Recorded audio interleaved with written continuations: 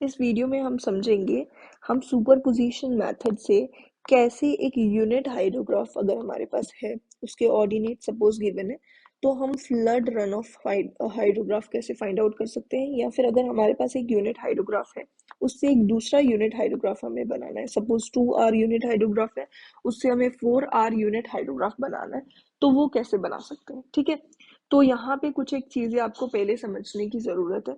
जैसे कि ये हमारे पास जो एक ग्राफ आपको दिख रहा है ये है हाइड्रोग्राफ या फिर फ्लड रन ऑफ हाइड्रोग्राफ, इसको हम बोल सकते हैं।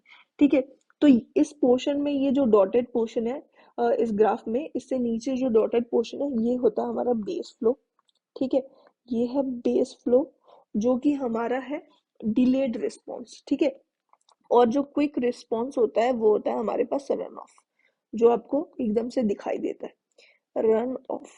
ठीक है, ये है हमारा रन ऑफ और ये बेस फ्लो।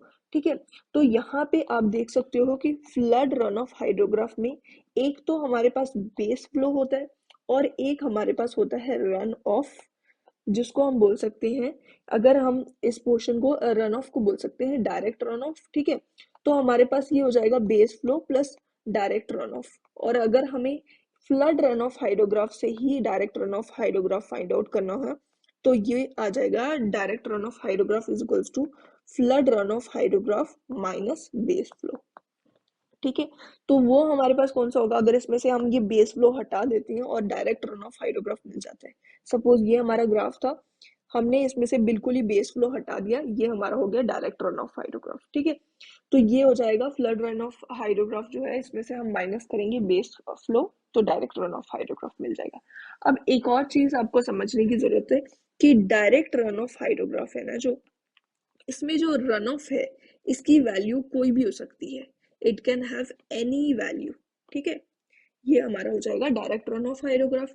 और अगर हमारे पास एक यूनिट हाइड्रोग्राफ होगा ना, वो जो डायरेक्ट रन ऑफ हाइड्रोग्राफ है, अगर इसकी डायरेक्ट रन ऑफ हाइड्रोग्राफ की रन ऑफ की वैल्यू जो है अगर 1 सेंटीमीटर हो जाती है, यानी कि यूनिट वैल्यू अगर इसकी हो जाती है, तो हम इसको बोलेंगे यूनिट हाइड्रोग्राफ।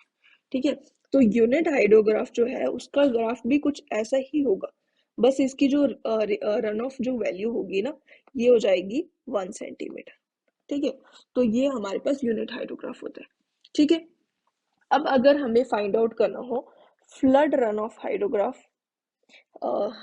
अगर इसके ऑर्डिनेट्स हमें फाइंड आउट करने हो, ऑर्डिनेट्स सपोज इसके हमें फ्लड रन ऑफ हाइड्रोग्राफ के ऑर्डिनेट्स फाइंड आउट करने हैं और हमें यूनिट हाइड्रोग्राफ के ऑर्डिनेट्स दिए हुए हैं, तो हम क्या करेंगे, यूनिट रन ऑफ हाइड्रोग्राफ के ऑर्डिनेट्स हम लिखेंगे ऑर्डिनेट्स, और इसके साथ अगर हम इफेक्टिव रेनफॉल डेप्थ जो है अगर मल्टीप्लाई कर देते हैं, अगर इसके साथ हमने आर मल्टीप्लाई कर दिया यूनिट हाइड्रोग्राफ से, तो हमें क्या मिल जाएगा, ये वाला पोर्शन हो जाएगा डायरेक्ट रन ऑफ हाइड्रोग्राफ। ठीक है, क्योंकि हमने जो रन ऑफ की वैल्यू है, रेनफॉल की वैल्यू हमने मल्टीप्लाई कर दी इसके साथ। ठीक है, अब इसके साथ हम ऐड कर देंगे बेस फ्लो। अब हमने बेस फ्लो ऐड कर दिया तो हमें फिर से मिल जाएगा फ्लड रन ऑफ हाइड्रोग्राफ। ठीक है, इसी के ऑर्डिनेट्स हमें मिल जाएंगे। अब यही चीज को हम यूज करके हम सुपरपोजिशन मेथड की हेल्प से ये न्यूमेरिकल एक सॉल्व करेंगे। अब जो हमारे पास ये क्वेश्चन है, हमें ऑर्डिनेट्स दिए हुए हैं ऑफ यूनिट हाइड्रोग्राफ। ठीक है, 1R यूनिट हाइड्रोग्राफ है, इसके ऑर्डिनेट्स दिए हुए हैं, तो ordinates of 1R unit hydrograph at 60 minute interval, 60 minutes के इंटरवल पे ये दिए हुए हैं ऑर्डिनेट्स। ठीक है, ये सब ऑर्डिनेट्स हो जाएंगे। और a 2R storm of 4 centimetre excess rainfall occurred in the basin, मतलब जो रेनफॉल हुई है वो 2 घंटे की रेनफॉल हुई है और 4 सेंटीमीटर उसकी एक्सेस रेनफॉल रही। ठीक है, जो कि 10 AM पे स्टार्ट होती है।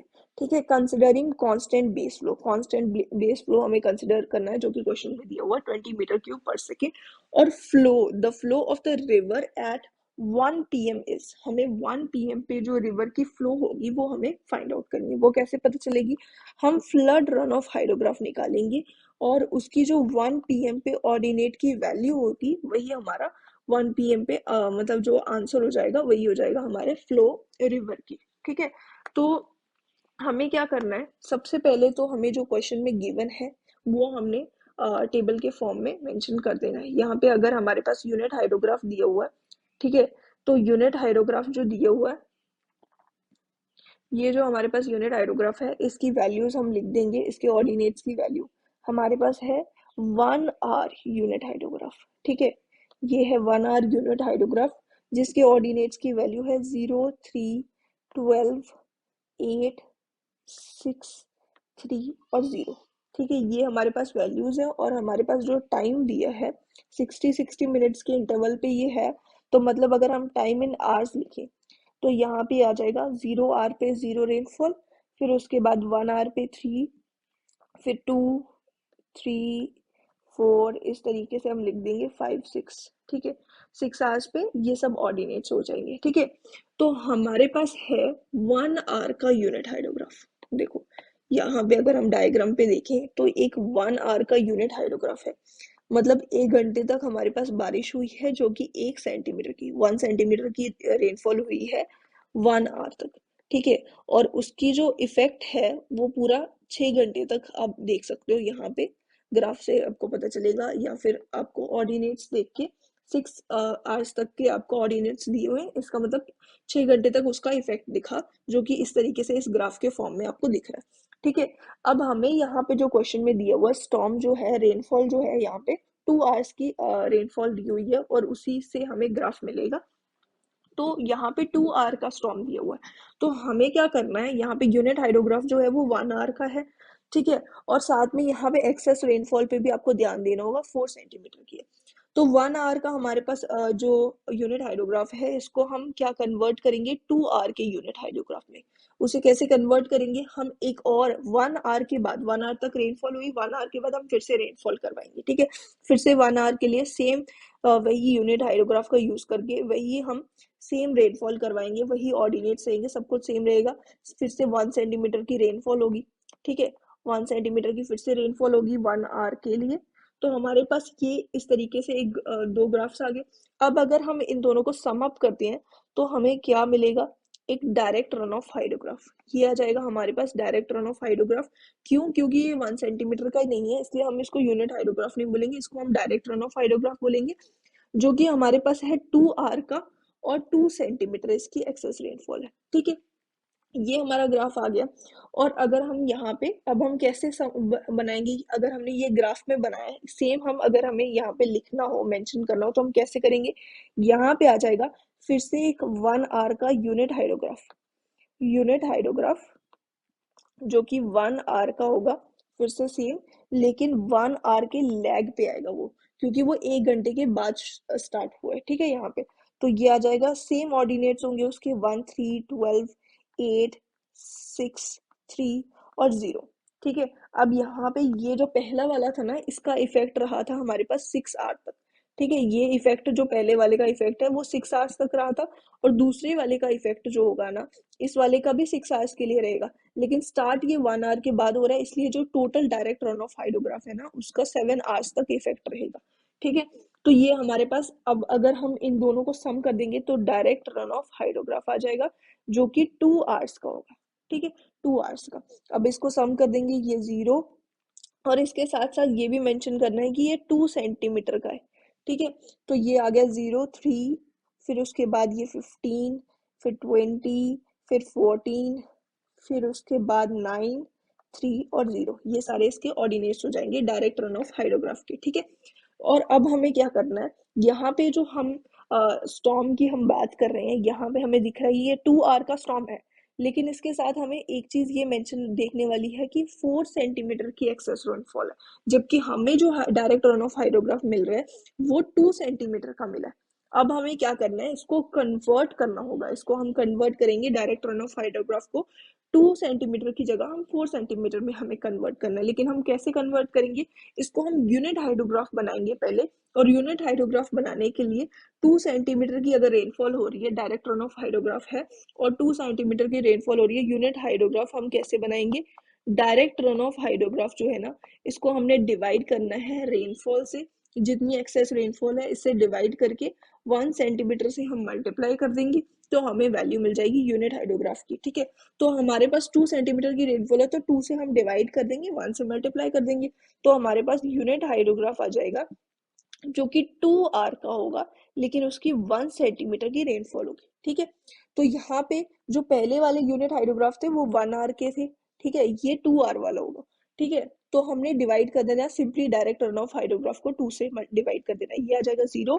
1.5, 7.5 और 10, यहाँ पे आ जाएगा 7 और ये 4.5 और 1.5 और 0, ठीक है। ये हमारा यूनिट हाइड्रोग्राफ हो गया जो कि 2 आर का है और 1 सेंटीमीटर का है। यहाँ पे हम देख सकते हैं अब हमें क्या करना है, हमें 4 सेंटीमीटर की एक्सेस रेनफॉल वाला डायरेक्ट रन ऑफ हाइड्रोग्राफ चाहिए। तो हम इसको 4 से मल्टीप्लाई करेंगे ताकि हमें डायरेक्ट रन ऑफ हाइड्रोग्राफ मिल जाए जो कि 2 आर का होगा और 4 सेंटीमीटर की उसकी एक्सेस रेनफॉल होगी, 4 सेंटीमीटर की उसकी एक्सेस रेनफॉल होगी, ठीक है। तो यहाँ पे ये हमें मिल जाएगा मल्टीप्लाई बाय 4 करने से, ठीक है। इसी को इसके ये जो हमने यूनिट हाइड्रोग्राफ है इसी की ऑर्डिनेट्स को 4 से मल्टीप्लाई कर देना है और हमें मिल जाएंगे डायरेक्ट रन ऑफ हाइड्रोग्राफ के ऑर्डिनेट्स, ठीक है। तो ये आ जाएगा 0 और 1.5 इंटू 4 6 हो जाएगा, 7.5 इंटू 4 30 हो गया, फिर उसके बाद 40, फिर उसके बाद 28 और 18 6 0, ठीक है। ये हमारे पास आ गया डायरेक्ट रन ऑफ हाइड्रोग्राफ जो कि 2 आर का है, 4 सेंटीमीटर इसकी एक्सेस रेनफॉल है।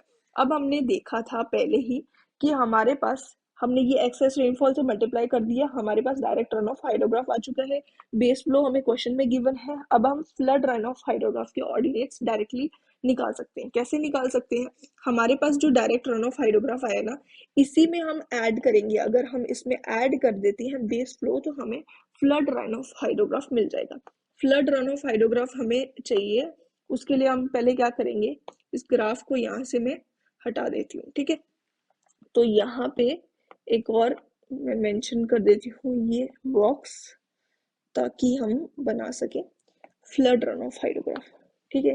तो यहाँ पे आ जाएगा हमारा फ्लड रन ऑफ हाइड्रोग्राफ जो कि हमारे पास होगा 2 आवर्स के लिए और उसकी एक्सेस रेनफॉल 4 सेंटीमीटर की ही होगी, ठीक है। और उसके साथ हमने इसमें सिर्फ ऐड अप करना है, डायरेक्ट रन ऑफ हाइड्रोग्राफ में बेस फ्लो ऐड करना है जो कि हमें क्वेश्चन में दी गई है 20, ठीक है। यहाँ पे 20 मीटर क्यूब पर सेकेंड दी हुई है ना, तो यहाँ पे हमें सिर्फ 20 ऐड कर देना है ये सारे ऑर्डिनेट्स के साथ, ठीक है। 0 के साथ 20 ऐड करा, 0 हो गया, 20 प्लस 6 26 हो गया, 30 प्लस 20 हो जाएगा 50, 40 प्लस 20 कितना हो गया 60, फिर 28 प्लस 20 48 हो गया, 18 प्लस 20 इज 38 और 20 प्लस 6 26 और फिर उसके बाद 20 फिर से, ठीक है। अब हमें क्या चाहिए है, अब हमें क्या चाहिए, क्वेश्चन में क्या पूछा गया है, क्वेश्चन में पूछा गया है कि 1 PM पे जो इसका ऑर्डिनेट होगा वो क्या होगा। अगर हमें 1 PM पे निकालना है, रेनफॉल स्टार्ट हुई है 10 AM पे स्टार्ट हुई है रेनफॉल, है ना, ये 10 AM पे स्टार्ट हुई है रेनफॉल। तो यहाँ पे मैं लिख दूंगी 10 AM, ठीक है। 10 AM से स्टार्ट हुई, फिर 11 AM, क्योंकि जो इसके बीच में डिफरेंस दिया था ना ये दिया हुआ था 60 मिनट्स का, ठीक है। यहाँ पे दिया हुआ 60 मिनट्स इंटरवल पे जो डिफरेंस है, ठीक है। तो 60 मिनट्स का इंटरवल है, इसका मतलब 1 1 आवर का इंटरवल है। तो ये आ जाएगा 10 AM 11 AM 12 AM 13 AM, sorry 1 AM, यहाँ पे आ जाएगा 1 PM और ये 12 PM, फिर उसके बाद ये आ जाएगा 2 PM 3 PM और ऑलरेडी हमें पता चल चुका है आंसर, ठीक है, 4 PM और 5 PM। तो 1 PM पे जो हमारा आंसर है यहाँ पे इसके सामने हमें डायरेक्ट जाना है, ये हमारे पास आ गया 60 मीटर क्यूब पर सेकेंड जो कि हमारा सुपरपोजिशन मेथड से आंसर हो जाएगा।